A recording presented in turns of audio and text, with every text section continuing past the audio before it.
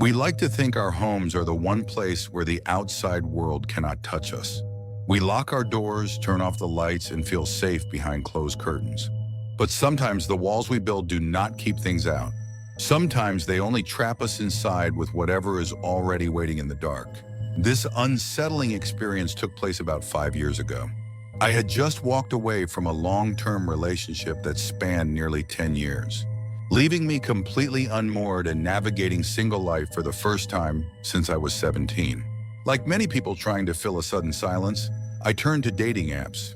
That is how I crossed paths with a woman named Elise, though she insisted everyone use her nickname rather than her given name of Elizabeth. At first, things moved at a comfortable, casual pace. Neither of us was looking to rush into anything heavy or complicated. But after a few weeks of seeing each other, Elise began dropping subtle hints and eventually direct requests, asking me to stay the night at her apartment. I consistently declined. It was nothing personal against her. I simply was not ready to take that kind of step. Yet her persistence grew heavier, almost desperate, until one evening I finally asked her why she was so insistent on me sleeping over. She did not laugh it off or brush it away. Instead, she stared down at the floor for a long, uncomfortable silence before looking up and telling me that something else shared her apartment at night. I brushed it off with a chuckle, assuming it was a bad joke. She was entirely serious. For nearly a month, Elise had been waking up at the exact same hour every single night, 3:17 a.m., and every time she opened her eyes, a man was standing somewhere in her bedroom. Not right beside her, but several feet away, perfectly still, just watching. In the beginning, she convinced herself it was just a coat rack or a shadow playing tricks on her vision. But she moved the chair, and the figure reappeared elsewhere. She rearranged the furniture entirely, and it simply found a new corner to inhabit. Eventually, exhausted and terrified, she abandoned her bedroom altogether and tried sleeping on the living room couch. On her very first night on the couch, she woke up at 3:17 a.m. The figure was standing at the far end of the hallway, staring down at her. She tried to rationalize it as a severe bout of sleep paralysis, telling herself her mind was playing cruel tricks. But then she realized she could move her limbs, sit upright, turn her head, and even cry out. The entity did not react to any of it. It just stood there. One night, driven by a surge of panic, she hurled a glass of water straight at it. The glass shattered against the wall behind the apparition, liquid spraying across the surface, but the silhouette did not flinch. Instead, it slowly turned its head to face her. That was the night she stopped trying to sleep altogether. When she finally confessed all of this to me, the dark circles under her eyes and the tremor in her hands told me she was not making it up. Still, my stubborn skepticism kicked in. I suggested she was simply hallucinating from severe exhaustion. Her response froze the blood in my veins. She told me she had even tried sleeping with all the lights on. The figure did not vanish. It merely stepped farther back into the shadows. I offered a weak, nervous laugh, suggesting she needed better window curtains. But her expression did not soften. Feeling a heavy wave of guilt for dismissing her terror, I finally agreed to stay the night. We spent the evening on her couch watching television, and she drifted off to sleep before midnight. I stayed awake for a while, keeping watch, but eventually fatigue dragged me under as well. I jolted awake because Elise was frantically whispering my name. My eyes snapped open. Her face was completely drained of color. She raised a trembling hand and pointed silently toward the dark hallway. I turned and looked. At first, the corridor was pitch black. Then my eyes adjusted. Standing at the very end of the hall was a silhouette. A man, unnaturally tall, with his arms hanging stiffly at his sides, completely motionless. I stared at him for several seconds, my heart hammering against my ribs before I whispered, "Is that him?" Elise nodded, tears streaming silently down her pale cheeks. I started to rise, but she grabbed my shirt with a grip fueled by pure, unfiltered terror. "Please, do not go over there," she begged. I told her I needed to see what it was. But before I could move, the figure shifted. It did not walk. Instead, its torso leaned heavily to the side, its head tilting at an impossible, sickening angle until it touched its shoulder. Elise whimpered, whispering that it had never moved like that before. Acting on pure adrenaline, I picked up a heavy couch cushion and threw it down the hallway. It launched through the air, and then it simply stopped. Not hitting a wall, not deflecting off a surface. It froze dead in midair, suspended in defiance of physics for a terrifying second, before dropping straight down to the floor with a dull thud. Elise broke down into silent, shaking sobs. The figure slowly stepped backward into the deepest shadows of the hallway, without a single sound of footsteps, and vanished into nothingness. I stood there frozen, my mind refusing to process what my eyes had just accepted as real. Despite Elise begging me to stay back, I walked toward the entrance of the hallway. The ambient temperature dropped sharply, turning the air biting cold. Then I heard it, a slow, deep, deliberate breathing coming from right on the other side of the wall. A low whisper followed. At first, the words were muffled, incomprehensible. I leaned closer, straining to listen. The whisper came again. And this time, with absolute chilling clarity, I heard it speak my own name. Panic overtook me and I stumbled backward. At that exact moment, the bedroom door in the hall slammed shut with a thunderous bang. Elise screamed in terror. I lunged forward and twisted the handle, but it was locked solid. From inside the room, a violent commotion erupted. Something heavy crashed against the wood. Then another impact, and another, as if furniture was being torn apart and hurled around with brute force. I yanked desperately at the handle, but it would not budge while Elise wept behind me. And then as suddenly as it had begun, absolute dead silence filled the apartment. I reached over and flicked the light switch on the wall. The door unlatched instantly. I pushed it open, and the sight inside made my stomach heave. The room was completely devastated. Books were strewn everywhere. The heavy desk had been flipped upside down, and a glass lamp lay shattered into 1,000 pieces. The window was wide open, the curtains billowing violently in the night breeze, and there was no screen. I stepped up to the window and peered out into the pitch-black backyard, seeing no one. But as my gaze dropped to the wooden windowsill, a wave of sickness hit me. There was a muddy handprint, facing from the inside out. Elise rushed up behind me, whispering a terrified question I ignored. Because right beneath the handprint were 5 long, deep gouges carved into the paint, as if someone had been standing trapped inside that room, desperately clawing their way out through the glass. We called the authorities, but a thorough search of the apartment turned up nothing. No footprints on the ground below, no sign of forced entry, no rational explanation for the destruction. Elise stayed with me for a few days before returning home, and the entity never showed itself to us again, at least not openly. 5 years have passed since that terrifying night. Elise and I are married now.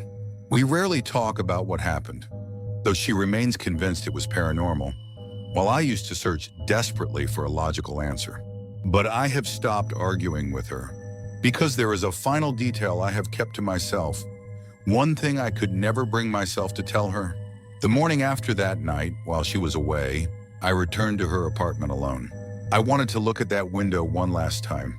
The muddy handprint had faded, but etched into the paint on the wall right beside the frame was something else. A faint smear of dirt, looking like fingers dragged across the surface. 5 long streaks, and right beneath them were 3 words written in a hand that definitely had not been there the night before. You saw me. I never mentioned it to Elise. I did not want to drag her back into that nightmare, and part of me wanted to believe my own mind was playing tricks on me. But I know what I saw. And now every once in a while, usually right around 3:17 a.m., I jolt awake for no reason at all. And when I do, I refuse to look toward the hallway. Because deep down, I am terrified that one night, the man will not be standing at the end of it. He will be standing right beside my bed, watching me wake up.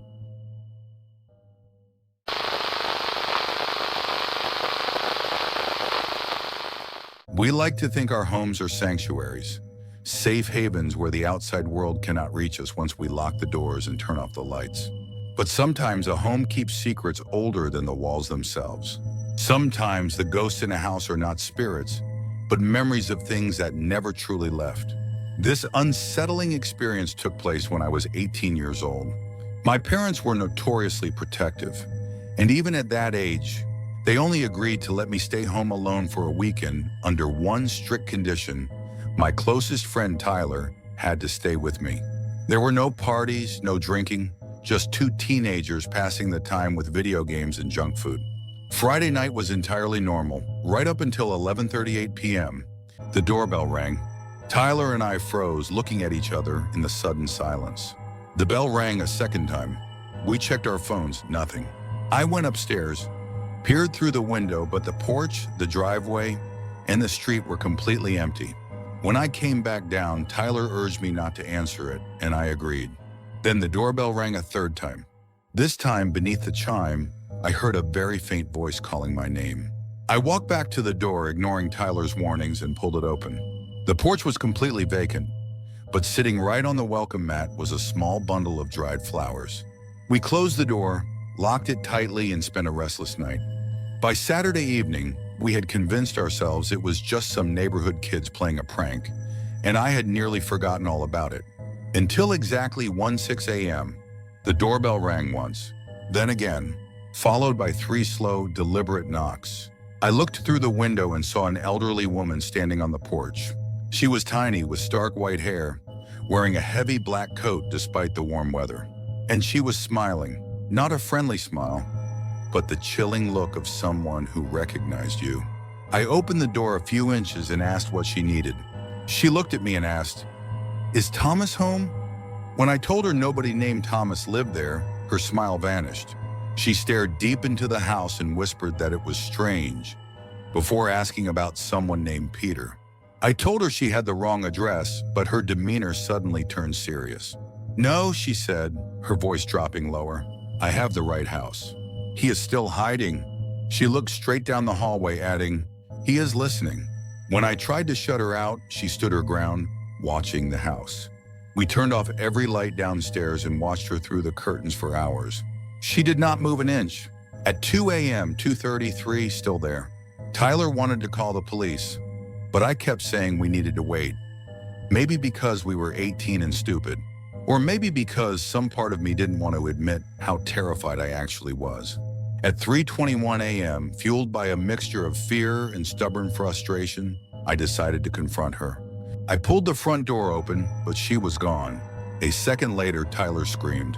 I whipped around to find the woman standing at the side window, pressing her enormous, grinning face directly against the glass.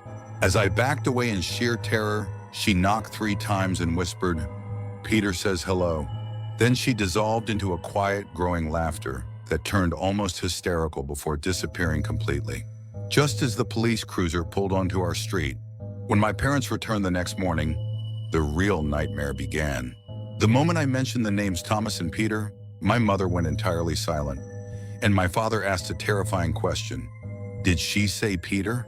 That was when I learned the dark history of our house. Years before we moved in, a man named Peter had lived there and become dangerously obsessed, with a neighbor named Thomas watching and following them until he mysteriously vanished. During that time, the previous owners discovered someone had been secretly entering through the basement window, culminating in a break-in where Peter escaped through the backyard just before the police arrived. The family sold the house out of pure trauma. But what my father said next made my blood run cold. That elderly woman was not looking for Peter for the first time. She had visited the previous owners years ago, claiming to be his mother, endlessly insisting that her son was still hiding somewhere nearby. The true dread set in a week later when my father was cleaning the basement and found an old photograph hidden behind an electrical panel. It showed the front yard of the house 32 years earlier, featuring several people, including the exact same elderly woman with the white hair and the identical smile. And on the back of the photo, someone had written a chilling message. "She knows where he is." To this day, I do not know who wrote those words, who the woman truly was, or what happened to Peter. But every few years when I visit my parents and hear the doorbell ring late at night, I never answer it. Because deep down, I know she was not trying to get inside, and she was not asking us to let her in. She was waiting for someone inside the house to answer her. And sometimes in the dark of night, I cannot help but wonder what would have happened if Peter had answered instead.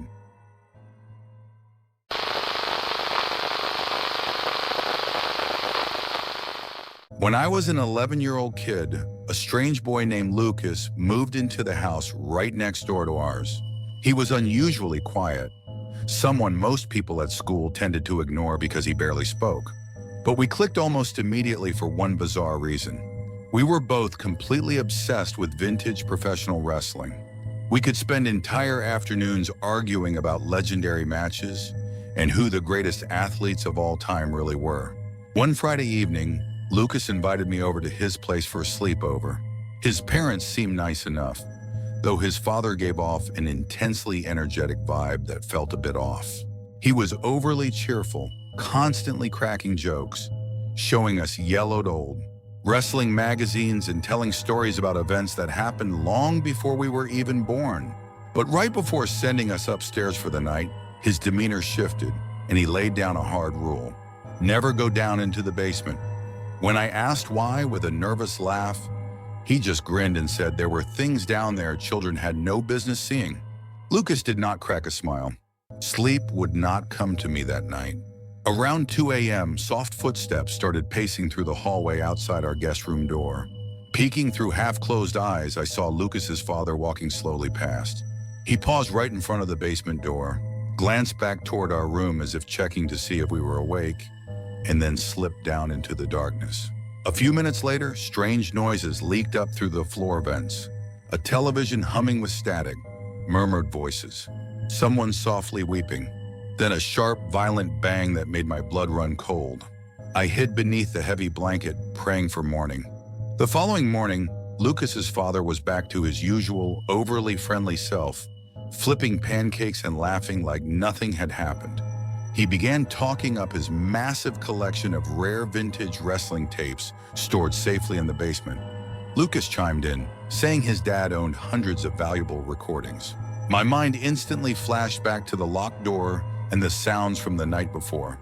When I asked if the tapes were kept down there, his father smiled warmly and said most of them were. Later that morning, he left for work, leaving Lucas and me completely alone. I confronted Lucas about the noises I heard, but he looked completely baffled, insisting his father never watch wrestling late at night. Eager and foolish, I pressured him until he reluctantly agreed to let me take a peek. We tiptoed down the wooden stairs into the freezing basement, which reeked of damp earth and cold metal. Tucked away in the furthest corner was a narrow wooden door painted in a blinding, aggressive shade of yellow. Across it, someone had scrawled a crude warning in thick marker: "Do not open." Lucas whispered that his father had never once mentioned what was hidden behind it. With shaking hands, he turned a hidden key and pulled the door open. Inside was a cramped room lined with shelves packed tightly with hundreds of labeled VHS tapes. But tucked away on a lower shelf sat 5 unmarked tapes, labeled only with simple numbers from 1 to 5. Drawn by some morbid curiosity, I reached out and picked up number 3. Lucas begged me to put it down, but when I asked why, he could only say he had a bad feeling. Ignoring his warnings, I slid the tape into the VCR hooked up to a small monitor. The screen flickered with harsh static before revealing a disturbing image. It was a completely empty room painted in a dull, sickening shade of crimson, with a single wooden chair sitting dead center. There were no windows, no furniture, and no people, just the chair. Then heavy, labored breathing began to fill the room through the tiny speakers. A choked voice whispered a plea for help.